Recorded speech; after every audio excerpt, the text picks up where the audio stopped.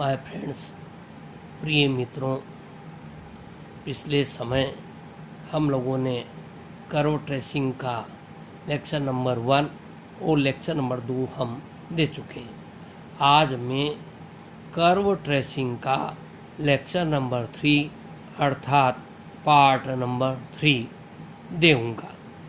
यह मैं एक क्वेश्चन चयन कर रहा हूँ।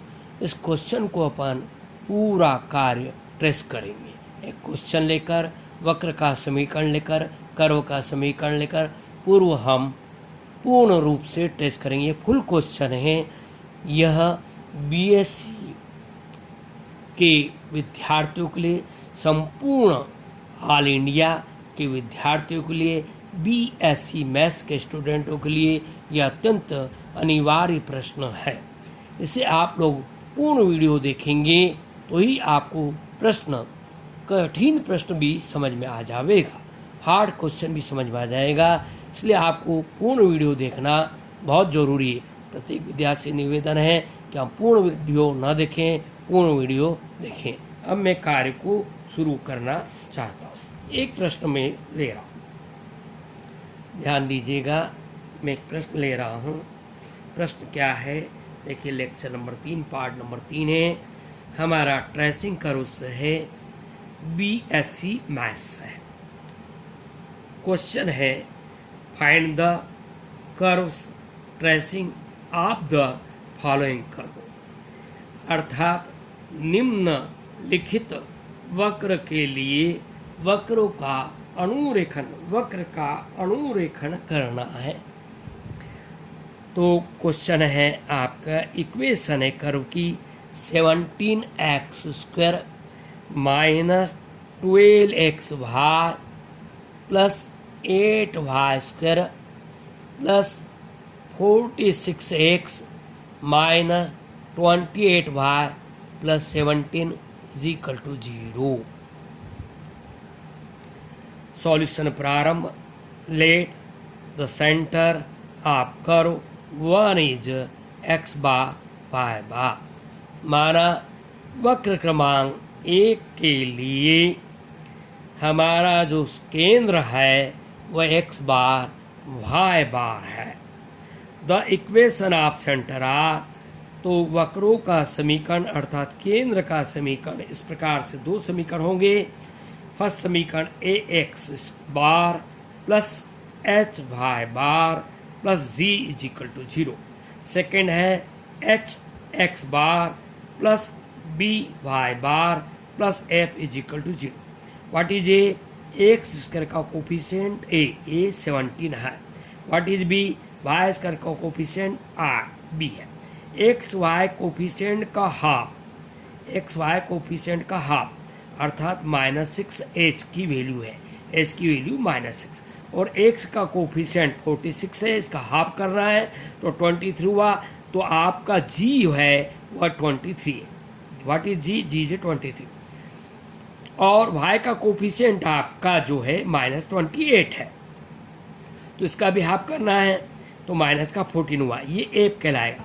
f = -14 और c = आपका 17 = 0। तो यहाँ पर हम वैल्यू रखे। देखिए हमने a की वैल्यू रख दी, ये a की वैल्यू रख दी। h xy का कोफिशिएंट का हाफ -6 रख दिया और आपका यहाँ x का कोफिशिएंट 46 का हाफ 23 डाल दिया समीकरण 2। फिर h का मान वही -6 है, b का मान y² का कोफिशिएंट 8 रख दिया 8। f आपका जो है y का कोफिशिएंट आपका -28 का हाफ -14 रख दिया = 0। Solve the equation 2 and 3। तो इक्वेशन 2 में हम 6 का मल्टीप्लिकेशन कर रहे हैं और इक्वेशन 3 में 17 का। वी गेट, हम समीकरण नंबर 2 में 6 का गुणा और 3 में 17 का गुणा करके जोड़ना चाहते हैं। देखिए मैं इसमें 6 का गुणा करा 272x बार, -6 में 6 का 36y बार और 23 में 6 का 138 = 0।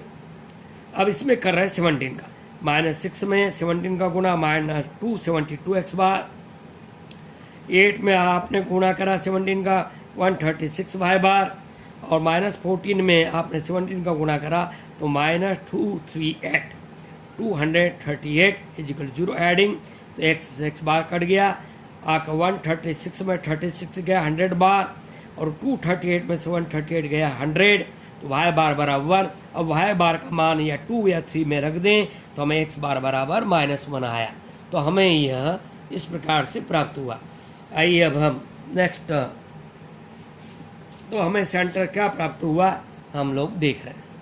तो हमें सेंटर प्राप्त हुआ है, देखिए सेंटर आया है आपका, सेंटर आया है X bar Y bar is equal to -1 1, A is equal to 17, B is equal to 8, C is equal to C is equal to 17 और एच इजिकल टू -6, एफ बराबर -40, सी बराबर 22।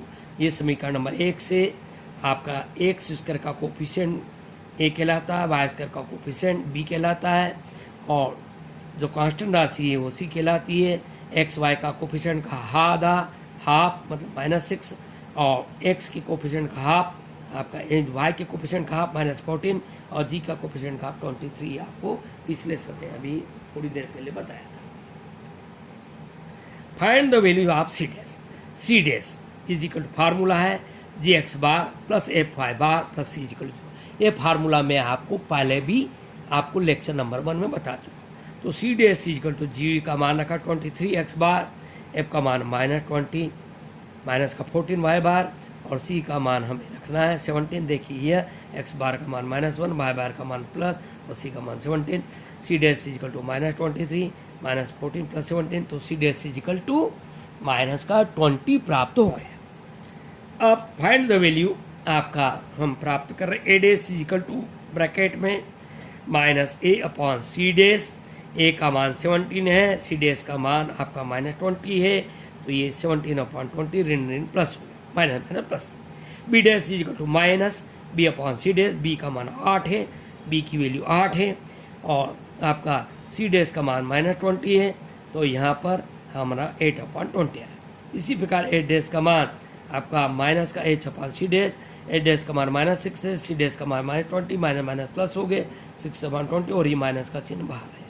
तो ये हमने अध्ययन किया।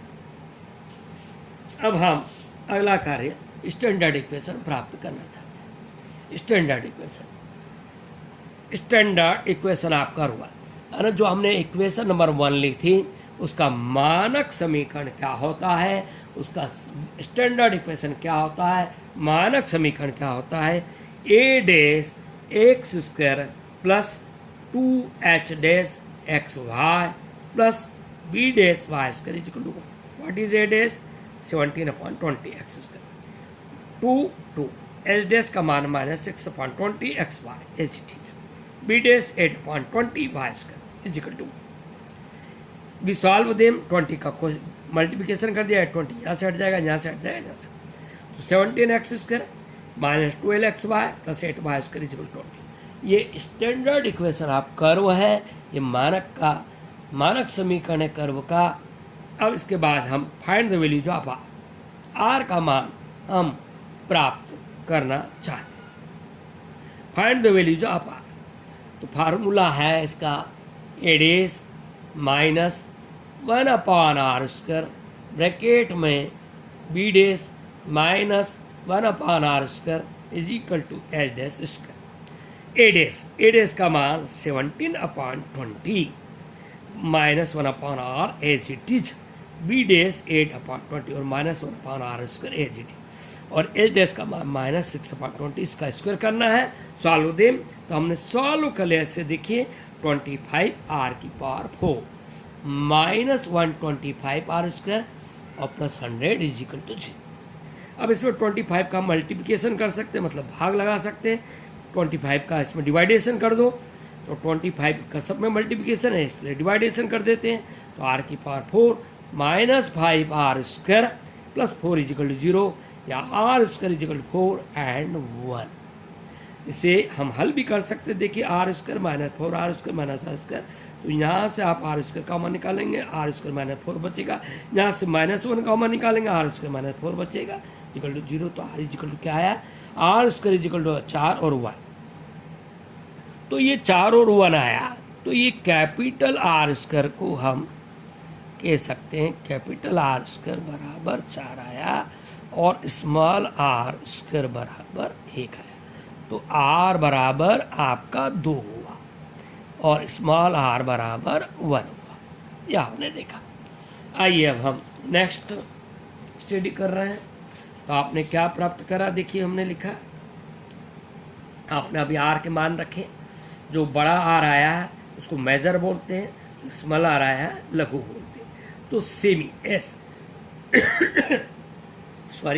सेमी मेजर एक्सिस, अर्ध दीर्घ अक्ष, semi major S for semi major axis, अर्ध दीर्घ अक्ष कैपिटल आर इजिकल टू 2 प्राप्त हुआ है। आर इजिकल टू या आर स्क्वायर इजिकल टू 4 हुआ था, जो हमने इसे स्मॉल आर 1 भी कह सकते हैं। अब सेमी माइनर एक्सिस, अर्ध लघु अक्ष, सेमी माइनर एक्स, लघु अर्ध अक्ष या अर्ध लघु अक्ष आर इजिकल टू 1, जो हमने अभी थोड़ी देर पहले प्राप्त किया था। Equation 1 is ellipse since H square less than A B. H का मान आपका -6.20 है, एच का मान आपको मालूम है, जो भी ये -6 है, ए बी और ए का मान बी है, ये 17 और बी का मान 8 है। तो एच स्क्वायर का मान ए बी से छोटा प्राप्त हुआ।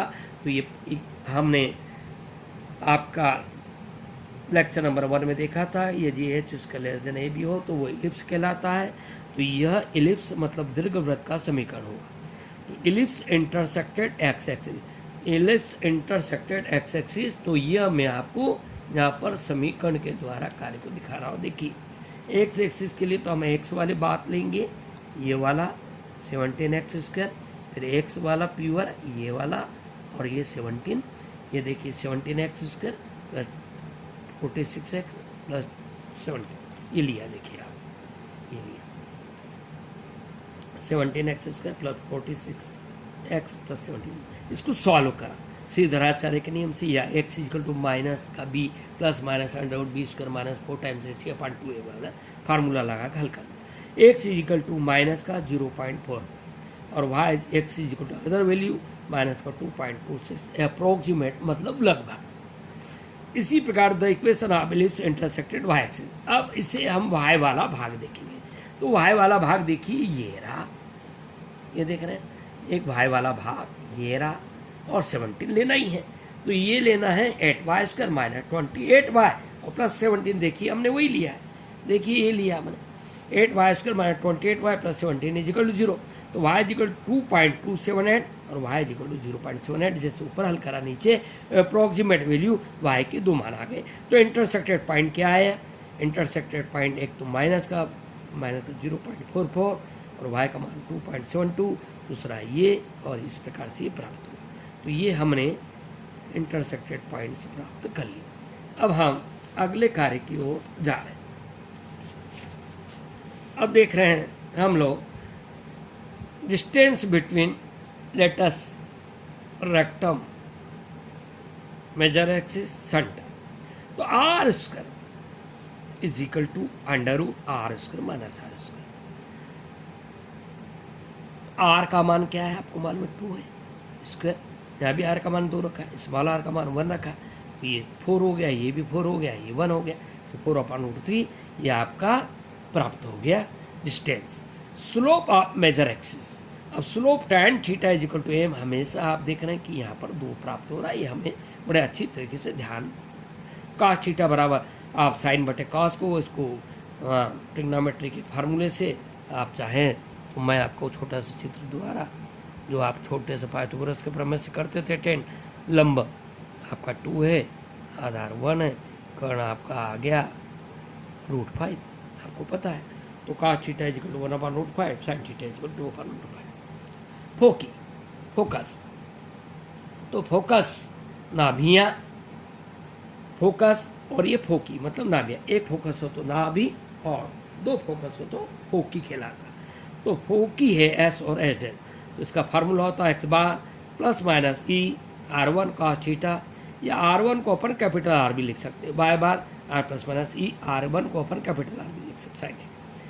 तो x ई बराबर होता है under root 1 minus R square upon capital R square 1। Small R का मान 1 है और कैपिटल आर का मान 2 है, 2 का वर्ग 4 हो गया, 4 में से √3/2 <1। देखिए यहाँ भी प्राप्त हो रहा है कि ई का मान 1 से छोटा, दीर्घवृत्त की निशानी प्राप्त हो गई। अब हम नेक्स्ट क्वेश्चन कर रहे हैं आगे। लेटस रेक्टम, देखिए यहाँ पर लेटस रेक्टम नाभिलंब LL-12 2r²/r, स्मॉल आर का मान 1 का स्क्वायर, कैपिटल आर का मान 2, तो ये आ गया 252 और 1। S ब्रैकेट में -1, देखिए S का मान आपको मालूम है, x बार का मान हम निकाल चुके हैं, -1 है, प्लस माइनस √3/2, और ये कहाँ हमने निकाला था अभी थोड़ी देर पहले, फोकी का फार्मूला वापस आपके सामने रख देता हूँ। इस फार्मूले में रखा x बार का मान प्लस माइनस ई r1 cos थीटा, y बार प्लस माइनस ई r1 sin थीटा, और ये मैंने यहाँ पर रखा है, देखिए ये रख दिया -1 प्लस माइनस √3/2 -1/√5, 1 प्लस माइनस, या आप प्लस भी लिख सकते हैं चाहो तो, ये -1 प्लस माइनस ये वैल्यू हल कर, तो एस और एस फोकस प्राप्त हो गए। द इक्वेशन ऑफ डायरेक्ट्रिक्स, अब हमें नियता का समीकरण लिखना है। द इक्वेशन डायरेक्ट्रिक्स मतलब नियता का समीकरण, x माइनस X dash cos theta, y minus Y dash sine theta, या इसको बार भी कह ले सकते हैं, x माइनस एक्स बार और y माइनस वाई बार, वही मतलब डैश और बार। देखिए हमने जो x है बार वही x डैश है, और जो y बार है वही y डैश है, और x इसका मान -1 आया था, इसका मान +1 आया था, तो x -1 तो -+1 cos थीटा 1/√5 जो अभी देखा था अपने, y डैश का मान 1, और इस साइन थीटा का मान, ये r का मान 2 का वर्ग 4 और ये मान गया 3, ये पूरी इक्वेशन हो गई। ये नियता का समीकरण हो गया x + 2y -1 प्लस माइनस 4√5/3, ये आपका नियता का समीकरण, ये ऑब्लिक का चिन्ह है, देखिए ये आपने प्राप्त कर लिया। अब हम लास्ट कर्व ट्रेस करना चाहते हैं, अब ट्रेस करेंगे, देखिए कर्व ट्रेस करना चाहते हैं। हमने क्या क्या प्राप्त करा पहले वो लिख लेते हैं। सेंटर प्राप्त करा था हमने C, x बार y बार, x का बार का मान -1, y बार का मान +1 प्राप्त हुआ था।